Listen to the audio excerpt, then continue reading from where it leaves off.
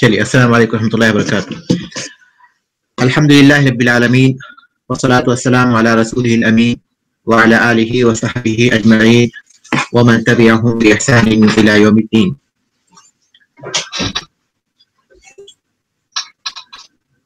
मुहतरम तलबा और तालिबात, उस्मान इब्न अफ़्फ़ान रज़ियल्लाहु ताला अन्हु की सीरत आज हमारे दर्स में शामिल है, बल्कि उसी का दर्स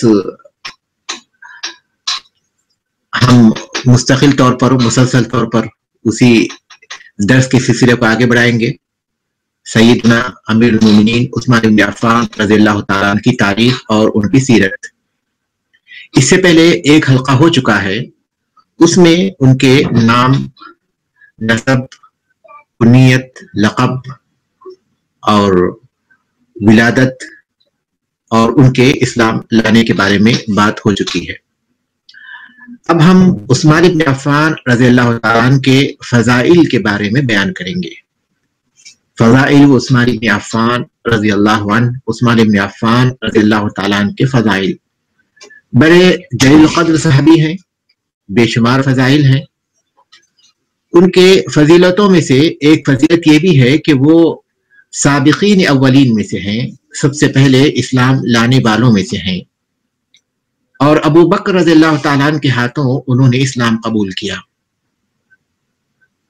अबू बकर रज़ियल्लाहु ताला अन्हु ने उन्हें इस्लाम कबूल करने की दावत दी तो बगैर तरद्दुद के उन्होंने इस्लाम कबूल कर लिया। और कहा जाता है कि मर्दों में इस्लाम कबूल करने वालों में ये चौथे हैं, चौथे नंबर पर इस्लाम उन्होंने कबूल किया।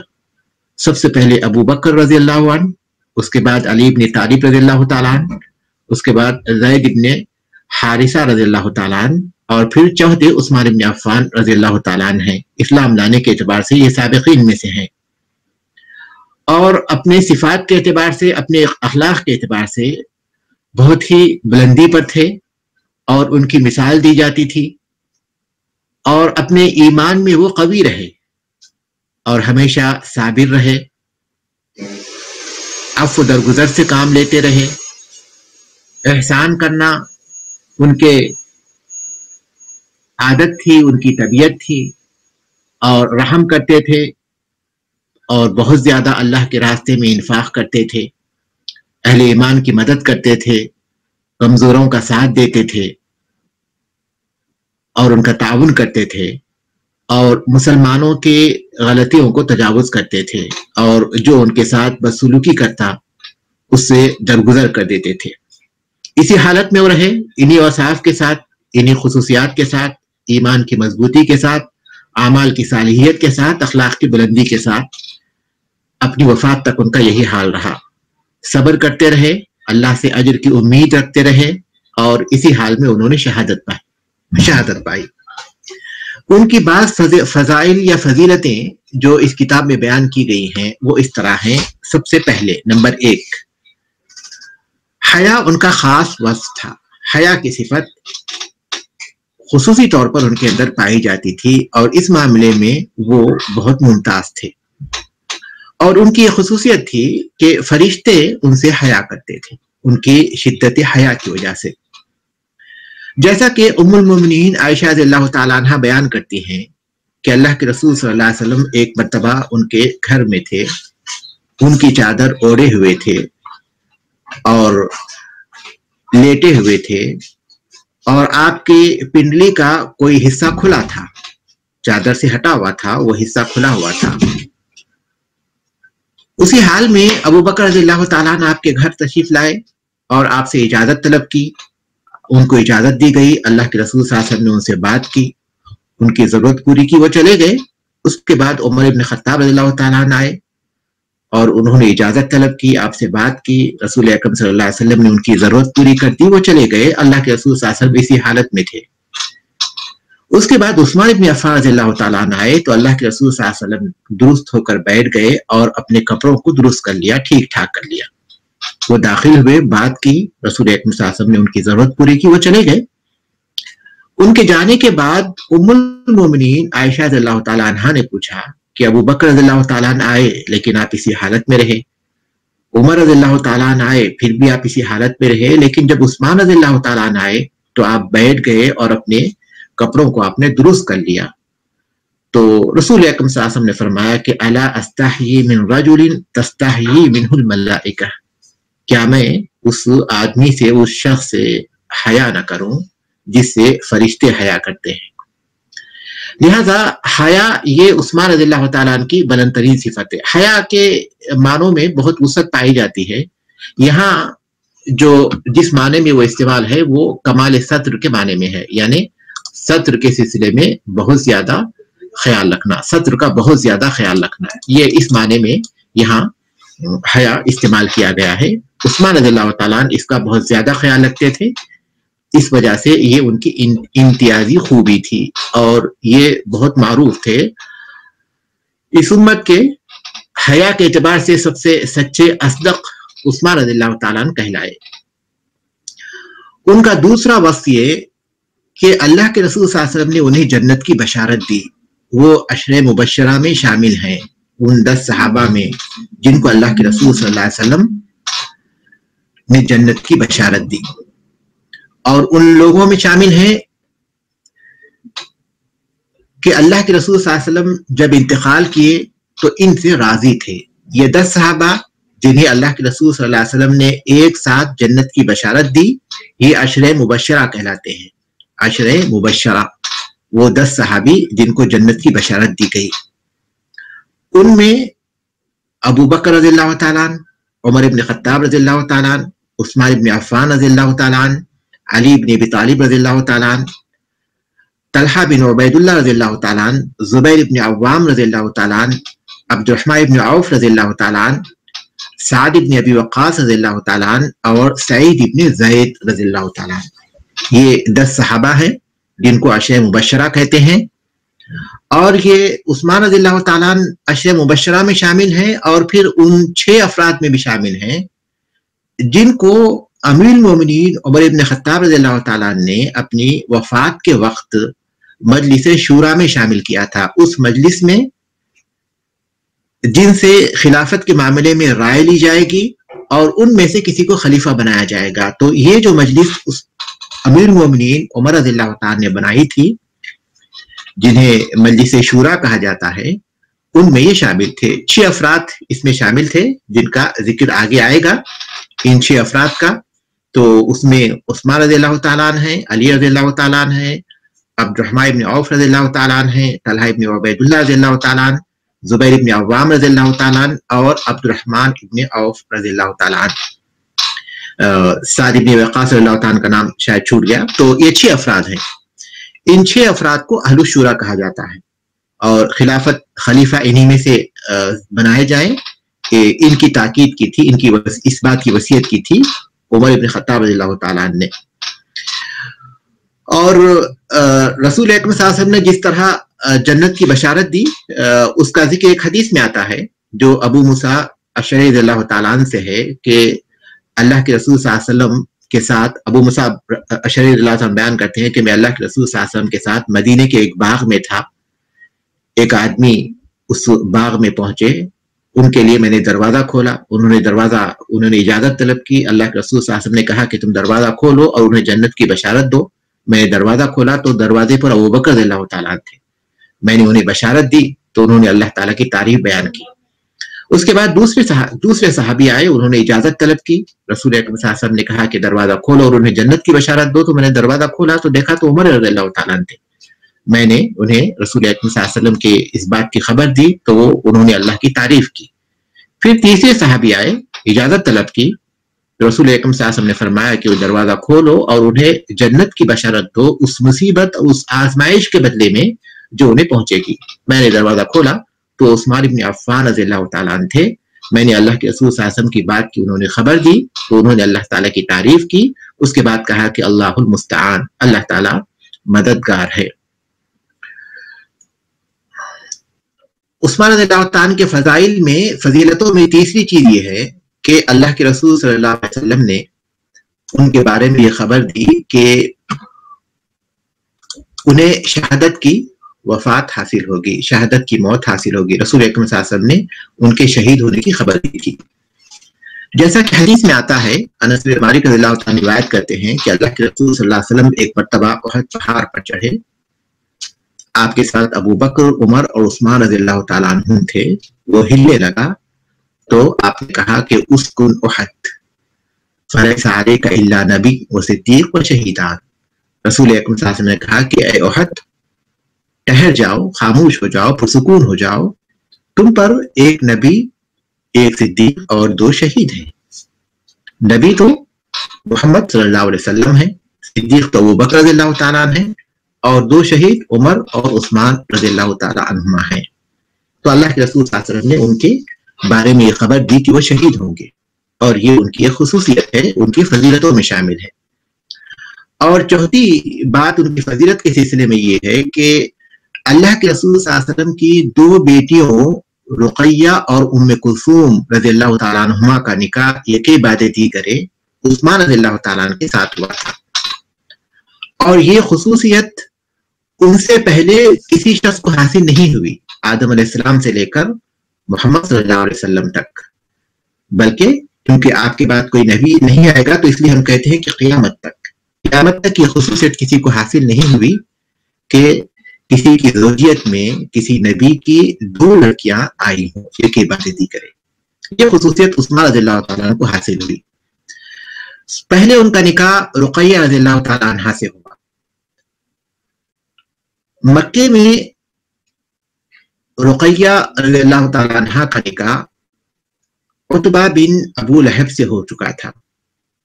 اور ام کلثوم رضی اللہ تعالیٰ عنہ کا نکاح عتیبہ ابن ابو لہب سے ہوا تھا۔ اور جب سورۃ اللہب نازل ہوئی، تبت یدا ابی لہب وتب، تو ام جمیل بنت حرب نے، جو ابو لہب کی بیوی تھی، اس نے اپنے بیٹوں کو حکم دیا کہ وہ اللہ کے رسول صلی اللہ علیہ وسلم کی بیٹیوں کو طلاق دے دیں، تو انہوں نے طلاق دی، اور اللہ کا فضل ہے کہ ابھی رخصتی نہیں ہوئی تھی۔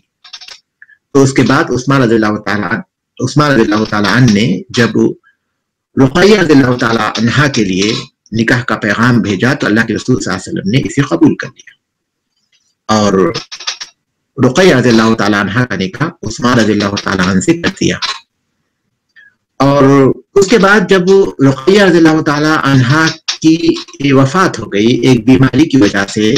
غزوہ بدر کے موقع پر، تو اللہ کے رسول صلی اللہ علیہ وسلم نے اپنی دوسری بیٹی ام کلثوم رضی اللہ تعالیٰ عنہ کا نکاح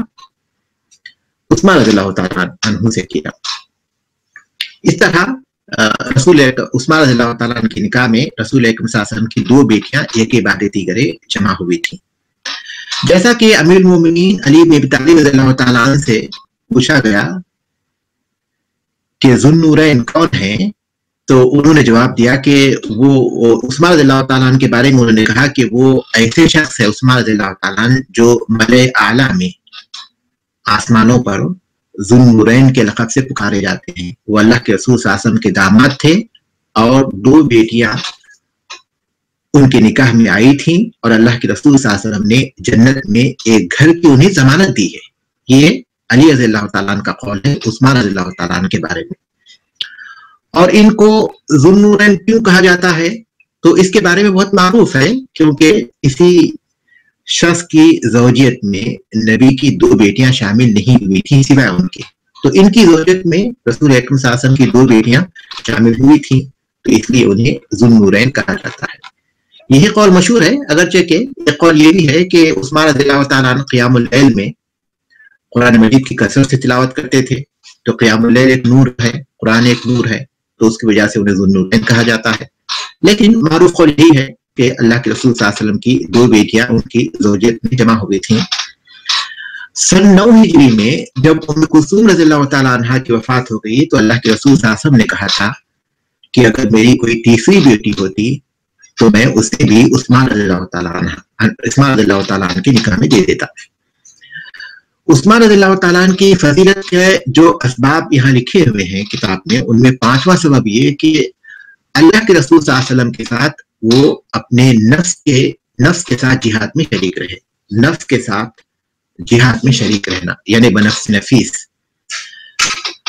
उन्होंने अल्लाह के रसूल सल्लल्लाहु अलैहि वसल्लम के साथ तमाम ग़ज़वात में शिरकत की सिवाय ग़ज़वे बद्र के, और वो उज़्र की बुनियाद पर था। और वो उज़्र ये कि ग़ज़वे बद्र के मौके पर जब अल्लाह के रसूल सल्लल्लाहु अलैहि वसल्लम काफिले के लिए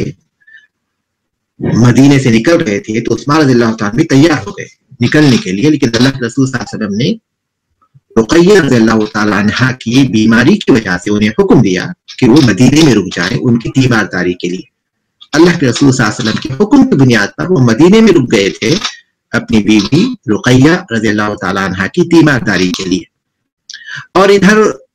बद्र का मारका हो रहा था और इधर उनका मर्ज बढ़ता गया और उनका इंतकाल हो गया। उस्मान रज़ियल्लाहु ताला जब वो रुक़य्या रज़ियल्लाहु ताला अन्हा की तदफीन से वापस आए तो इधर एक सहाबी बद्र में मुसलमानों की फतह की बशारत लेकर पहुंचे थे। इसी वजह से अल्लाह के रसूल सल्लल्लाहु अलैहि वसल्लम ने उस्मान रज़ियल्लाहु ताला अन्हु को बद्र में शरीक रहने वालों में शामिल किया और गाजियों को, जंग में शरीक रहने वाले जो गाजी हैं उन्हें जिस तरह हिस्सा दिया जाता है माल गनीमत का, उनका भी हिस्सा लगाया और उन्हें भी उसमें से हिस्सा दिया। तो इससे बात वाज़ेह होती है कि उस्मान रज़ियल्लाहु ताला अन्हु का बद्र में शरीक होना यह उज़्र की वजह से था और अल्लाह के रसूल सल्लल्लाहु अलैहि वसल्लम के हुक्म की वजह से था। इस वजह से अल्लाह के रसूल सल्लल्लाहु अलैहि वसल्लम ने उन्हें बद्र में शामिल होने वालों में शामिल किया और फिर उन्हें हिस्सा भी दिया। और इसी तरह बैअत रिज़वान जो दरख्त के नीचे हुई थी सुलह हुदैबिया के मौके पर, उसमें उस्मान रज़ियल्लाहु ताला शरीक नहीं थे। तो उसकी वजह ये थी कि अल्लाह के रसूल सल्लल्लाहु अलैहि वसल्लम ने खुद उन्हें अपना सफीर बनाकर मक्का भेजा था कुरैश से बात करने के लिए, उन्हें समझाने के लिए कि मुसलमान जंग के लिए नहीं आए हैं बल्कि मुसलमान अल्लाह ताला के घर की ज़ियारत के लिए, उम्रे के लिए आए हैं। उस्मान रज़ियल्लाहु ताला सफीर बनकर रसूल सल्लल्लाहु अलैहि वसल्लम के हुक्म से जब मक्के में दाखिल हुए तो मक्के वालों ने कुछ कामों की बुनियाद पर उन्हें रोक लिया। बातचीत तवील होती गई, उन्हें रोक लिया और इधर ये अफवाह फैल गई कि उस्मान रज़ियल्लाहु ताला शहीद कर दिए गए उनकी ताख़ीर की वजह से, ताकि कुरैश के लोगों के रोकने की वजह से। रिज़वान में शिरकत नहीं की। अल्लाह के रसूल सल्लल्लाहु अलैहि वसल्लम ने उस मौके पर अपना, क्योंकि उस्मान रज़ियल्लाहु ताला की जो शहादत की बात थी वो यकीनी नहीं थी, इसलिए अल्लाह के रसूल सल्लल्लाहु अलैहि वसल्लम ने जब सहाबा से बैअत ली, बैअत रिज़वान जिसे कहा जाता है, तमाम लोगों ने बैअत की, तो अल्लाह के रसूल सल्लल्लाहु अलैहि वसल्लम ने अपना दाएं हाथ की तरफ इशारा करके कहा कि ये उस्मान रज़ियल्लाहु ताला का हाथ है, और फिर अपने बाएं हाथ में अपने दाएं हाथ को मिलाया और कहा कि उस्मान होते तो वो भी बैअत करते थे। लिहाजा रसूल सल्लल्लाहु अलैहि वसल्लम ने अपने दाएं हाथ को उस्मान रज़ियल्लाहु ताला का हाथ करार देकर उनकी तरफ से बैअत ली, और ये अल्लाह के रसूल सल्लल्लाहु अलैहि वसल्लम का हाथ बिला शुबा उस्मान रज़ियल्लाहु ताला के हाथ से बहुत अफजल था। तो ये उस्मान रज़ियल्लाहु ताला का हाल था रसूल अकरम सल्लल्लाहु अलैहि वसल्लम के साथ जिहाद में शरीक होने के मामले में, कि वो अपने नफ्स के साथ जिहाद में शरीक थे। और उनकी फजीलत का एक सबब ये भी था कि वो उन्होंने अपने माल के जरिए जिहाद किया। अल्लाह तबारक तआला के रास्ते में उन्होंने बहुत ज्यादा माल खर्च किया और अपने माल को उन्होंने इस्लाम की खिदमत के लिए वक्फ किया और उसे अल्लाह तबारक तआला के दीन की इशाअत की खातिर उसे खर्च किया। और वो अल्लाह तबारक तआला के रास्ते में माल खर्च करने में सबसे ज्यादा आगे रहते थे। कई मौकों पर अल्लाह के रसूल सल्लल्लाहु अलैहि वसल्लम ने उसकी वजह से उन्हें जन्नत की बशारतें भी दी। उसकी कुछ मिसालें हैं। उसकी एक मिसाल है जैशुल उसरा जिसे कहा जाता है। तंगी के मौके पर जो फौज तैयार की गई थी, जो ग़ज़वे तबूक के मौके पर, जिसे जैशुल उसरा कहा जाता है, तो 1/3 फौज की साजो सामान इनके माल से तैयार किया गया था। अल्लाह के रसूल सल्लल्लाहु अलैहि वसल्लम ने उस मौके पर मुसलमानों के हालात क्योंकि बहुत खराब थे, तो आपने लोगों को इंफाक की तरगीब दी। तो उस्मान रज़ियल्लाहु ताला अन्हु अल्लाह के रसूल सल्लल्लाहु अलैहि वसल्लम के पास अपना माल लेकर पहुंचे थे। तो उस मौके पर 30,000 का लश्कर था। 1/3 फौज इनके माल से तैयार की गई थी। 1/3 फौज के अखराजात और उनके साजो सामान उस्मान रज़ियल्लाहु ताला अन्हु के माल से तैयार हुए थे। उस्मान रज़ियल्लाहु ताला अन्हु ने नगदी के अलावा, नगदी उन्होंने कितनी दी थी? उस्मान रज़ियल्लाहु ताला अन्हु ने 1000 दीनार दिए थे, यानी तकरीबन 5.5 किलो सोना। اور 200 اوقیہ چاندی، 200 اوقیہ یعنی 29.5 کلو، تقریباً 29.5 کلو چاندی، یہ نقدی تھی جو انہوں نے دی تھی اس موقع پر۔ اس کے علاوہ 900 اونٹ اور 100 گھوڑے انہوں نے دیے تھے اس موقع پر۔ اللہ کے رسول صلی اللہ علیہ وسلم جو مال جو لے کر آئے تھے اس کو اپنے ہاتھوں سے پلٹتے جاتے تھے اور کہتے تھے ما علی عثمان ما عمل بعد ھذا، عثمان رضی اللہ تعالیٰ عنہ اس کے بعد جو بھی کرے ان پر کوئی حرج نہیں ہوگا۔ یعنی عثمان رضی اللہ تعالیٰ عنہ کا یہ عمل اس قدر قابل قبول قرار پایا کہ اللہ کے رسول صلی اللہ علیہ وسلم نے ان کے لیے اتنی بشارت دی کہ عثمان اس کے بعد جو بھی کرے ان کو نقصان نہیں ہوگا۔ اور اللہ کے رسول صلی اللہ علیہ وسلم نے جو بشارت دی وہ یقیناً پوری ہوئی، کیونکہ عثمان رضی اللہ تعالیٰ عنہ اپنی پوری زندگی اللہ تبارک تعالیٰ کے دین پر ثابت قدم رہے اور اسی حالت میں ان کی شہادت ہوئی۔ اور اسی طرح ان کے مالی انفاق کی ایک دوسری مثال بئر روما ہے، روما کا کنواں ہے جسے انہوں نے خریدا۔ مسلمان جب مکے سے ہجرت کر کے مدینہ گئے تو اس موقع پر وہاں مدینے میں انہیں پانی کا مسئلہ پیش آیا۔ پہلے تو وہاں پانی نہیں تھا آس پاس، اور جو کنویں تھے وہ سوکھ چکے تھے۔ روما کا جو کنواں تھا وہ البتہ پانی سے بھرا ہوا تھا اور اس کا پانی میٹھا تھا۔ یہ کنویں کا مالک بنی غفار کا ایک شخص تھا۔ مسلمانوں کو پانی کی کوئی تکلیف، بہت زیادہ تکلیف تھی، اور یہ شخص ایک مد کے بدلے میں بیچتا تھا۔ ایک مد گیہوں یا کھجور کے بدلے میں وہ ایک مشکیزہ پانی کا بیچتا تھا، اور مسلمانوں کے حالت کے اعتبار سے وہ خریدنا ان کے لیے ممکن نہیں تھا، کافی تکلیف تھی۔ اللہ کے رسول صلی اللہ علیہ وسلم نے ان سے کہا کہ کیا تم اس کنویں کو جنت کے کنویں کے بدلے میں بیچ دو گے؟ تو انہوں نے کہا کہ اللہ کے رسول صلی اللہ علیہ وسلم میرے اور میرے اہل وعیال کے اخراجات کے لیے اس کے علاوہ میرے پاس اور کوئی چیز نہیں ہے۔ انہوں نے معذرت کی۔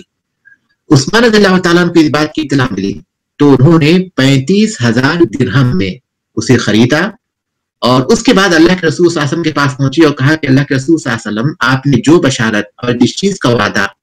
بنی غفار کے اس شخص سے کیا ہے، کیا وہی وعدہ اور وہی بشارت میرے لیے بھی ہے؟ تو آپ نے کہا کہ ہاں۔ تو عثمان رضی اللہ تعالیٰ نے کہا کہ میں وہ کنواں، وہ چشمہ مسلمانوں کے لیے وقف کر دیتا ہوں۔ تو بئر روما جس میں اللہ کے رسول صلی اللہ علیہ وسلم نے جنت کی بشارت دی تھی، جنت میں ایک کنویں کی، جنت میں ایک چشمے کی بشارت دی تھی، عثمان رضی اللہ تعالیٰ نے اپنے مال سے خرید کر اسے مسلمانوں کے لیے وقف کر دیا تھا۔ اور ان کے انفاق کی تیسری مثال جو یہاں دی گئی ہے وہ ہے عثمان بن ابو بکر صدیق رضی اللہ تعالیٰ عنہ کی خلافت میں، جبکہ قحط سالی تھی، بہت زیادہ شدت تھی، فصلیں پیدا نہیں ہوئی تھیں اور لوگ بہت زیادہ پریشان تھے، تو اس موقع پر ان کا انفاق کرنا ہے۔ عثمان رضی اللہ تعالیٰ عنہ کی خلافت میں جب قحط سالی ہوئی تھی اور لوگ بہت زیادہ پریشان تھے اور کافی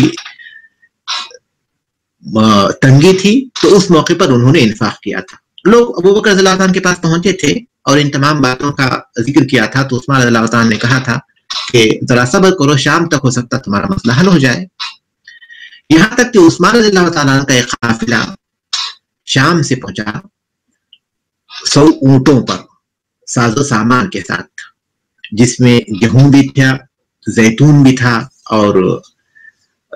کشمش بھی تھی۔ جب یہ قافلہ پہنچا اور مدینے کے تاجروں کو پتا چلا تو عثمان رضی اللہ تعالیٰ کے گھر پہنچے، ان کا دروازہ کھٹکھٹایا اور ان کے پاس عثمان رضی اللہ تعالیٰ کے پاس آئے تو انہوں نے کہا کہ پوچھا کہ کیا چاہتے ہو؟ تو انہوں نے کہا کہ آپ اچھی طرح جانتے ہیں مدینے کے مسلمانوں کے جو حالات ہیں، لوگ پریشان حال ہیں، اور آپ کے پاس اس موقع پر ایک قافلہ پہنچا ہے تجارت کا جس میں بہت زیادہ ساز و سامان ہے، لہٰذا آپ یہ ساز و سامان ہمیں بیچ دیجئے تاکہ ہم لوگوں میں تقسیم کر سکیں۔ تو عثمان رضی اللہ تعالیٰ نے پوچھا کہ یہ سامان اگر میں تمہیں بیچ دوں تو تم مجھے کتنا فائدہ دو گے؟ شام میں جس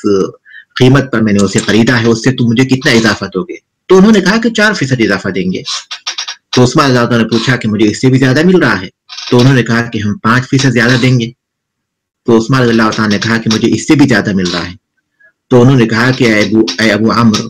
مدینے میں ہمارے علاوہ اور کوئی تاجر نہیں بچا، ہم ہی مدینے کے معروف اور سب سے بڑے تاجر ہیں اور ہم سارے کے سارے یہاں موجود ہیں، پھر کون ہے جو تمہیں اس سے زیادہ فائدہ دے سکتا ہے؟ تو عثمان رضی اللہ تعالیٰ نے کہا کہ اللہ تبارک و تعالیٰ مجھے 1 درہم پر 10 درہم کا فائدہ دے گا، یعنی 10 گنا فائدہ زیادہ دے گا، کیا تم اس سے زیادہ دے سکتے ہو؟ تو انہوں نے کہا کہ نہیں، تو عثمان رضی اللہ تعالیٰ نے فرمایا کہ میں اللہ کو گواہ بناتا ہوں کہ اس اونٹ پر، ان اونٹوں پر، اس قافلے میں جتنا بھی ساز و سامان موجود ہے یہ میں مدینے کے فقراء اور مساکین کے لیے وقف کر دیتا ہوں اور ان پر صدقہ کرتا ہوں۔ لہذا عثمان رضی اللہ تعالیٰ نے اپنے قافلے کا سارا مال مدینے کے فقراء اور مساکین پر صدقہ کر دیا، ان پر تقسیم کر دیا۔ اور ان کے فضیلت کا، ان کے مالی انفاق کی جو چوتھی مثال دی گئی ہے کہ وہ یہ کہ اللہ کے رسول صلی اللہ علیہ وسلم کے دور میں انہوں نے مسجد نبوی کی توسیع کی تھی۔ جب لوگوں کی تعداد میں اضافہ ہوا اور مسجد تنگ پڑ گئی تو اللہ کے رسول صلی اللہ علیہ وسلم نے صحابہ سے اس بات کا ذکر کیا تو عثمان رضی اللہ تعالیٰ نے اس میں توسیع کی۔ سنن ترمذی میں ذکر آتا ہے عثمان رضی اللہ تعالیٰ عنہ کو جب کچھ لوگوں نے گھیر لیا تھا، ان کا محاصرہ کر لیا تھا، جب لوگوں نے بغاوت کی تھی اور فتنہ کھڑا ہو گیا تھا اور ان کا محاصرہ ہو گیا تھا، تو اس موقع پر عثمان رضی اللہ تعالیٰ نے ان لوگوں کو خطاب کیا تھا اور کہا کہ میں تمہیں اللہ کا واسطہ دے کر پوچھتا ہوں کہ کیا تم اس بات کو اچھی طرح جانتے ہو کہ جب مسجد میں تنگی ہو گئی تھی تو اللہ کے رسول صلی اللہ علیہ وسلم نے کہا تھا کہ فلاں لوگوں کی زمین جو مسجد کے ساتھ لگی ہوئی ہے، کون ہے جو اسے خریدے اور اسے مسجد میں شامل کر دے، میں اس کے لیے جنت کی بشارت دیتا ہوں۔ تو میں نے اپنے مال سے اسے خرید کر مسجد میں شامل کر دیا تھا اور آج اسی مسجد میں مجھے تم 2 رکعت نماز پڑھنے سے روکتے ہو، اسی مسجد میں آج تم لوگ مجھے 2 رکعت نماز پڑھنے سے روکتے ہو۔ لوگوں نے اس وقت جواب دیا تھا کہ اللہ منعم، ہاں آپ بالکل سچ کہتے ہیں۔ تو عثمان رضی اللہ تعالیٰ عنہ کے مالی انفاق کی یہ چند مثالیں ہیں کہ کس طرح انہوں نے اللہ تبارک تعالیٰ کے راستے میں مال خرچ کیا تھا۔ اس کے بعد اب ہم لوگ آگے بڑھیں گے اور بھی پڑھ لیں گے ہم لوگ، کیونکہ ہمارے پاس جو وقت ہے وہ کم ہے اور جو نصاب ہے وہ اس پوری سیرت کا ہے۔ عثمان رضی اللہ تعالیٰ عنہ کی خلافت، یعنی عثمان رضی اللہ تعالیٰ عنہ کی خلافت کے لیے تقرری، ان کا خلیفہ منتخب کیا جانا، عثمان رضی اللہ تعالیٰ کس طرح خلیفہ منتخب کیے گئے، اس کا ذکر ہم کریں گے۔ جب ابو لیلو فیروز مجوسی نے عثمان رضی اللہ تعالیٰ عنہ پر حملہ کیا اور ان کی تکلیف بڑھتی گئی تو اس موقع پر مسلمانوں نے کہا کہ اے امیر المومنین، آپ کے بعد آپ کسی کو خلیفہ کے لیے وصیت کر دیجیے۔ تو عثمان رضی اللہ تعالیٰ نے فرمایا کہ تو عمر بن خطاب رضی اللہ تعالیٰ نے فرمایا کہ میں اس خلافت کا حقدار ان لوگوں کے علاوہ کسی کو نہیں پاتا کہ اللہ کے رسول صلی اللہ علیہ وسلم کی وفات اس حال میں ہوئی تھی کہ آپ ان سے راضی تھے، ان سے رضامندی کی حالت میں آپ کی وفات ہوئی تھی، ان سے زیادہ میں کسی کو اس کا حقدار نہیں پاتا۔ پھر آپ نے علی، عثمان، زبیر بن عوام، طلحہ بن عبید اللہ، سعد بن ابی وقاص، ان 6 افراد کا نام لیا اور ان میں عبدالرحمن بن عوف بھی شامل ہیں۔ کتاب میں یہاں اس جگہ پر ان کا نام نہیں لکھا ہوا ہے، لیکن یہ 6 افراد رضی اللہ تعالیٰ عنہم، ان کو انہوں نے نامزد کیا اور کہا کہ عبداللہ بن عمر رضی اللہ تعالیٰ عنہ مشورے میں شامل رہیں گے لیکن خلافت پہ ان کا کوئی حق نہیں ہوگا۔ اور عشر مبشرہ میں اس وقت سعید ابن زید رضی اللہ تعالیٰ عنہ بھی موجود تھے، لیکن انہوں نے خلفاء میں ان کا نام شامل نہیں کیا۔ اہل علم کہتے ہیں کہ غالباً اس کی وجہ یہ تھی کہ وہ قبیلے بنو عدی کے تھے اور عمر رضی اللہ تعالیٰ عنہ اپنے قبیلے کے لوگوں کو اس طرح کی ذمہ داریوں سے دور ہی رکھتے تھے، لہذا انہوں نے ان 6 افراد میں ان کا نام شامل نہیں کیا اور اپنے بیٹے کو شامل بھی کیا تو خلیفے کے طور پر نہیں کہ انہیں خلیفہ نامزد نہیں کیا جا سکتا، البتہ ان سے مشورہ لیا جا سکتا ہے۔ پھر عمر ابن خطاب رضی اللہ تعالیٰ نے مہاجروں اور انصار کو وصیت کی، خیر کی وصیت کی، تقوی کی وصیت کی اور پھر اس مدت کی بھی تحدید کی جس میں لوگوں کو خلیفہ بنایا جانا چاہیے۔ اس مدت کی بھی انہوں نے تحدید کی جس مدت میں خلیفہ بنایا جائے اور وہ 3 دن تھے۔ کہا کہ 3 دن کے اندر ان میں سے کسی کو، ان 6 افراد میں سے کسی کو خلیفہ منتخب کیا جائے۔ یہ 6 افراد ہی منتخب کر لیں گے، ان میں سے کسی کو خلیفہ۔ اور یہ تحدید بھی بہت حکمت پر مبنی تھی کیونکہ مدت طویل ہوگی تو ہو سکتا ہے اختلافات ہو جائیں اور پھر اس طرح معاملے میں گڑبڑ پیدا ہو جائے۔ اور عمر بن خطاب رضی اللہ تعالیٰ عنہ نے ابو طلحہ انصاری رضی اللہ تعالیٰ عنہ کو کہا کہ تم 50 آدمیوں کو منتخب کر لو انصار میں سے، اور مقداد ابن اسود رضی اللہ تعالیٰ عنہ کو بھی ان میں شامل کیا. کہا کہ ابو طلحہ اور مقداد ابن اسود رضی اللہ تعالیٰ عنہما یہ دونوں 50 آدمیوں کے ساتھ خلیفہ کی نامزدگی کی جو کارروائی ہوگی اس کی نگرانی کریں گے اور ان کی حفاظت کریں گے، اور اہل شورا کے ساتھ رہیں گے تاکہ وہ ان تمام کاموں کو انجام دے سکے. یعنی ان کی نگرانی، ان کی حفاظت، اور اس کارروائی میں وہ وہاں ان کے حفاظت کرتے رہیں. اس کام کے لیے انہوں نے ان دونوں کو نامزد کیا تھا. اور اس کے بعد مقداد رضی اللہ تعالیٰ عنہ سے کہا کہ جب تم مجھے خبر میں رکھ دو تو ان لوگوں کو کسی گھر میں جمع کر دو، یہاں تک کہ وہ ان میں سے کسی ایک شخص کو، اپنے میں سے کسی شخص نے 6 افراد اپنے میں سے کسی ایک کو خلیفہ نامزد کر لے. اور صہیب رومی رضی اللہ تعالیٰ عنہ کو اس بات کے لیے منتخب کیا کہ وہ ان 3 دنوں تک لوگوں کے لیے نماز پڑھائے. کتنی بڑی حکمت کی بات تھی، کیونکہ عمر رضی اللہ تعالیٰ جب ان 6 افراد میں سے کسی کو اگر نماز کے لیے امام بنائے تھے تو یہ ان کی طرف سے اشارہ مانا جاتا کہ ان کو خلیفہ بنایا جائے. لہذا عمر رضی اللہ تعالیٰ نے ان 6 افراد میں سے کسی کو نہیں بلکہ صہیب رومی رضی اللہ تعالیٰ کو کہا کہ وہ 3 دن تک کسی کو خلیفہ بنائے، کیونکہ 3 دن کے بعد پھر خلیفہ منتخب ہو جائیں گے، وہ نماز پڑھائیں گے. پھر اس کے بعد حکم دیا کہ اگر 3 افراد ایک طرف ہوں اور 3 افراد ایک طرف ہوں اور فیصلہ کرنا مشکل ہو، کیونکہ 3 افراد ایک طرف ہیں، 3 افراد ایک طرف ہیں، تو اس موقع پر عبداللہ ابن عمر رضی اللہ تعالیٰ کو حکم بنایا جائے اور وہ جن کے بارے میں فیصلہ کیا اسے قبول کیا جائے. اور اگر وہ عبداللہ ابن عمر رضی اللہ تعالیٰ کے فیصلے پر راضی نہ ہو تو پھر اس کو خلیفہ بنایا جائے جن کے ساتھ عبد الرحمن بن عوف رضی اللہ تعالیٰ شامل ہیں، اور ان کے بارے میں کہا تھا کہ وہ ہدایت پر ہیں، رشد پر ہیں، اللہ تعالیٰ کی طرف سے ان کی مدد ہوتی ہے، ان کی حفاظت ہوتی ہے. اور عثمان رضی اللہ، عبد الرحمن بن عوف رضی اللہ تعالیٰ کے بارے میں عمر بن خطاب رضی اللہ تعالیٰ کی یہ بات 100% درست ثابت ہوئی. یہ مومنانہ فراست تھی، انہوں نے جو کچھ کہا وہ بات بالکل درست ثابت ہوئی. اس کے بعد پھر عمر رضی اللہ تعالیٰ نے اہل شورا کو بلایا، ان 6 افراد کو، اور ان کے لیے دعا کی اور کہ اللہ تبارک تعالیٰ ان کے دلوں میں الفت پیدا کرے اور کر دے اور انہیں حق پر جمع کرے اور انہیں ان کے ایڑیوں کے بل نہ پلٹا دے، اور ان میں جو سب سے بہتر ہو اللہ تبارک تعالیٰ اسے امت محمدیہ کے افراد پر خلیفہ نامزد کرے.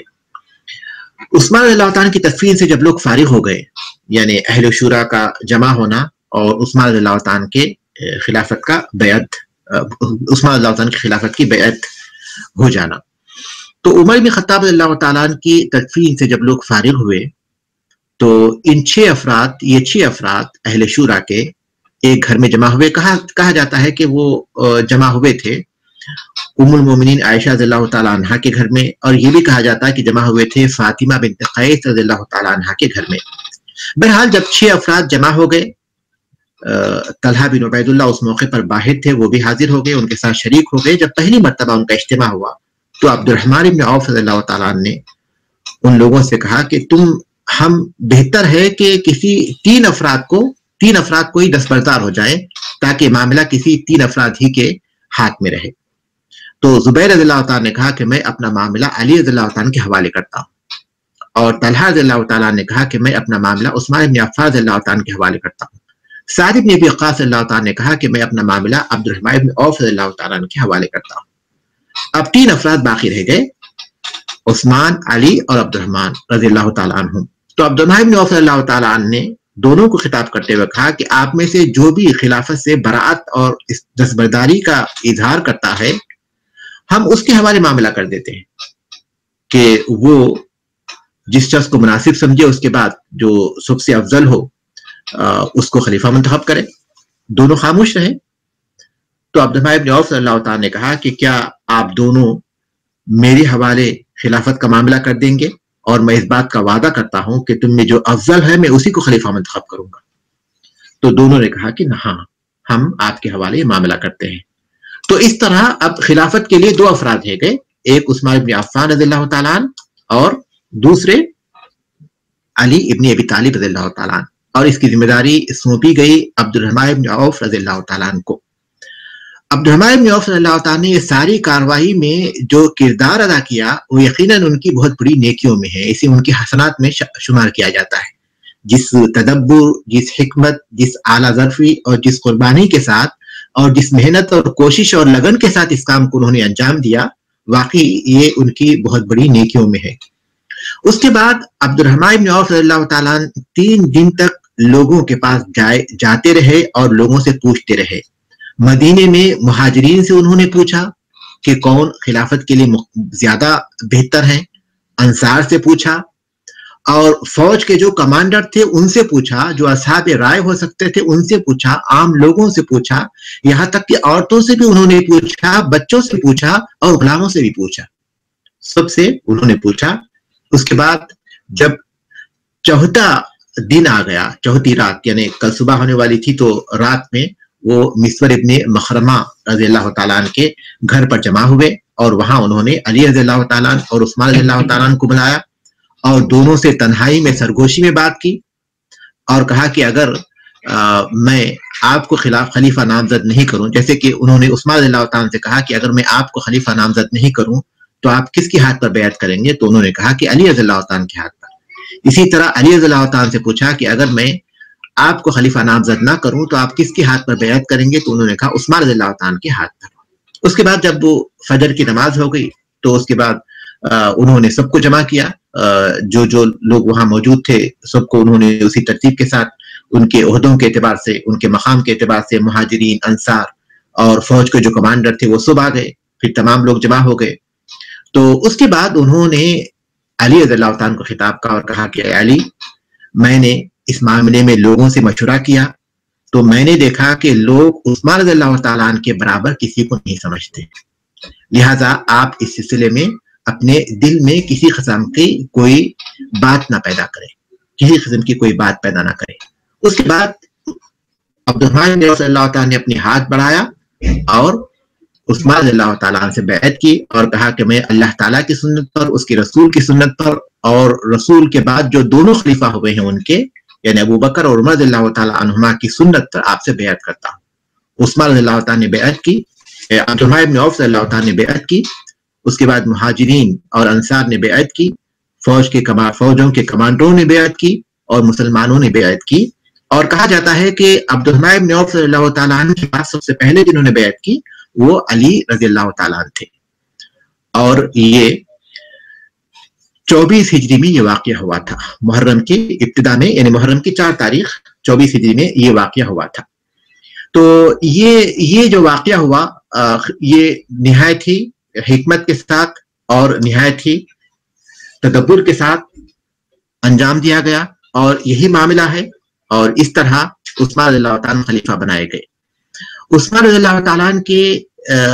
خلیفہ بنایا جانا اور ان کا یہ مقام و مرتبہ، حقیقت یہ ہے کہ اس سے بات معلوم ہوتی ہے کہ کس طرح لوگ ان سے محبت کرتے تھے اور کس طرح لوگ ان کی ولایت کو قبول کر چکے تھے، اور کس طرح لوگ انہیں چاہتے تھے اور ان کی فضیلت کا اعتراف کرتے تھے۔ عبداللہ ابن عمر رضی اللہ تعالیٰ عنہ فرماتے ہیں کہ ہم اللہ کے رسول صلی اللہ علیہ وسلم کے زمانے میں سب سے افضل ابو بکر رضی اللہ عنہ کو سمجھتے تھے، اس کے بعد عمر رضی اللہ تعالیٰ عنہ کو، اس کے بعد عثمان رضی اللہ تعالیٰ عنہ کو، اور اس کے بعد ہم سارے مسلمانوں کو برابر سمجھتے تھے۔ عبداللہ ابن مسعود رضی اللہ عنہ فرماتے ہیں کہ ہم نے ان سے بیعت کی جو ہم میں سب سے بہتر تھے، ہم نے ان سے بیعت کی جو ہم میں سب سے بہتر تھے۔ عثمان رضی اللہ تعالیٰ عنہ خلافت کے معاملے میں جو ان کو سب سے مقدم رکھا گیا اور خلیفہ منتخب کیا گیا، اس کے بہت سارے اسباب میں سے کچھ اسباب یہ بھی ہیں کہ عام لوگوں میں، اللہ کے رسول صلی اللہ علیہ وسلم کے دور ہی میں عام لوگوں میں جو خیال پایا جاتا تھا کہ وہ ابو بکر اور عمر اور عثمان اس طرح یکے بعد دیگرے ان کو سب سے افضل سمجھتے تھے، تو یہی خیال لوگوں کے اندر تھا اور اسی کی بنیاد پر لوگوں نے انہیں منتخب کیا۔ یہ پہلا سبب تھا ان کے خلافت کے سلسلے میں لوگوں کے رائے کا۔ دوسرا سبب یہ کہ وہ کثرت سے انفاق کرتے تھے اللہ کے راستے میں، جود و سخا میں بہت معروف تھے، اور اس معاملے میں ان کے برابر اصحاب شورا میں کوئی ان کی برابری نہیں کر سکتا تھا۔ اللہ کے راستے میں انفاق کے سلسلے میں جو اصحاب شورا تھے 6 افراد میں، کوئی ان کی برابری نہیں کر سکتا تھا۔ اور اس کے علاوہ عثمان رضی اللہ تعالیٰ کے جو بلند اوصاف تھے، بہت زیادہ اوصاف، جیسے حیا ہے، حلم و بردباری ہے، رحم و کرم ہے، اور حسن معاملہ ہے، اور نرمی ہے اور رحم ہے. لیکن یہ جو نرمی ہے وہ حق کے معاملے میں، اللہ کے حدود کے قائم کرنے کے معاملے میں نہیں ہوتی تھی، بلکہ اس معاملے میں بہت زیادہ وہ پوری طرح حزم سے کام لیتے تھے اور پوری قوت سے کام لیتے تھے. جیسا کہ انہوں نے اپنے عمال کو مختلف مقامات پر، مختلف شہروں میں ان کی طرف سے جو نگران تھے، ان کے جو عامل تھے، جو گورنر تھے، ان کو لکھا تھا کہ استعینوا علی الناس، لوگوں کے بارے میں تم مدد لو، ما ینوبکم بالصبر والصلاح.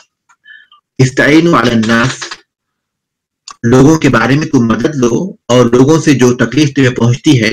اس کے بارے میں تم مدد لو. کس چیز سے؟ صبر اور نماز کے ذریعے. وَأَمْرُ اللَّهِ يَقِيمُهُ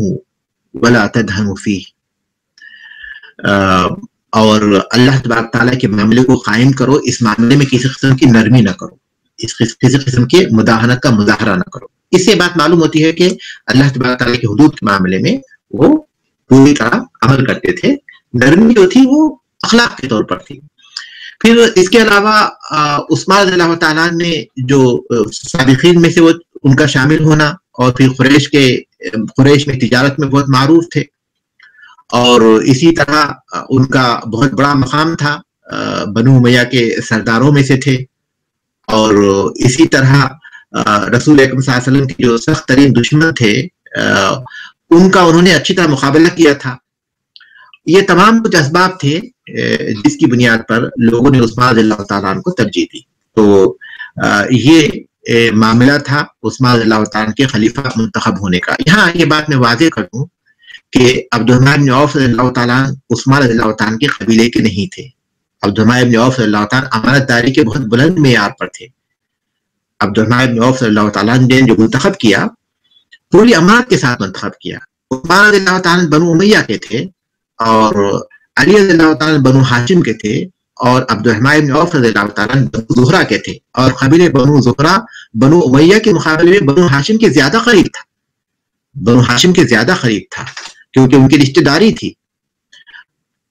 تو عبدالرحمن بن عوف رضی اللہ تعالیٰ عنہ کا منتخب کرنا یہ پوری امانت داری کے ساتھ تھا. روافض شیعہ نے اس سلسلے میں طرح طرح کی باتیں کہی ہیں، لیکن ان کا کوئی اعتبار نہیں ہے، وہ جھوٹ ہے اور ان کی جوڑی ہوئی باتیں ہیں، اس کا حقیقت سے کوئی تعلق نہیں. اور تمام مسلمانوں کا اس بات پر اجماع ہے. فضیلت کے اعتبار سے ان کی وہی ترتیب ہے جو خلافت میں ان کی ترتیب ہوئی ہے. لہذا اہل علم کہتے ہیں کہ اگر کوئی شخص علی رضی اللہ تعالیٰ عنہ کو عثمان رضی اللہ تعالیٰ عنہ پر ترجیح دیتا ہے تو وہ گویا صحابہ کے اجماع کی مخالفت کہا جاتا ہے. کم سے کم جو بات کہی جا سکتی ہے وہ یہ ہے. باقی اس کے علاوہ اہل علم نے بہت سی باتیں کہی ہیں، لیکن جو کم سے کم بات کہی جا سکتی ہے وہ یہ کہ اگر کوئی شخص علی رضی اللہ تعالیٰ عنہ کو عثمان رضی اللہ تعالیٰ عنہ پر ترجیح دیتا ہے تو وہ مسلمانوں کے اجماع کی مخالفت کرتا ہے. کیونکہ عبدالرحمن بن عوف رضی اللہ تعالیٰ نے کہا تھا کہ میں نے سب لوگوں سے سوال کیا، لیکن سارے لوگ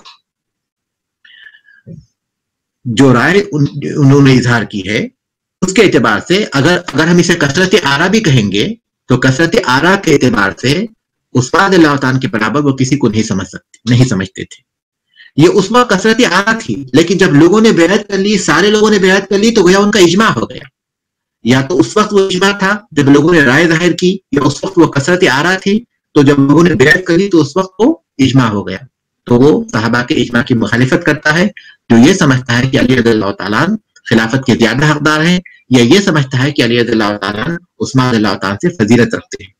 تو اہل سنت کے پاس لوگوں صحابہ کے فضیلت کی وہی ترتیب ہے جو ان کی خلافت کی ترتیب ہے. تو آج ہم اپنے درس یہاں ختم کرتے ہیں کہ وقت کافی ہو چکا ہے. اگر کسی کے پاس کوئی سوال ہے تو وہ کر سکتے ہیں 1-2 منٹ کے لیے. ٹھیک ہے. سبحانک اللہم و بحمدک اشہد ان لا الہ الا انت استغفرک و اتوب الیک.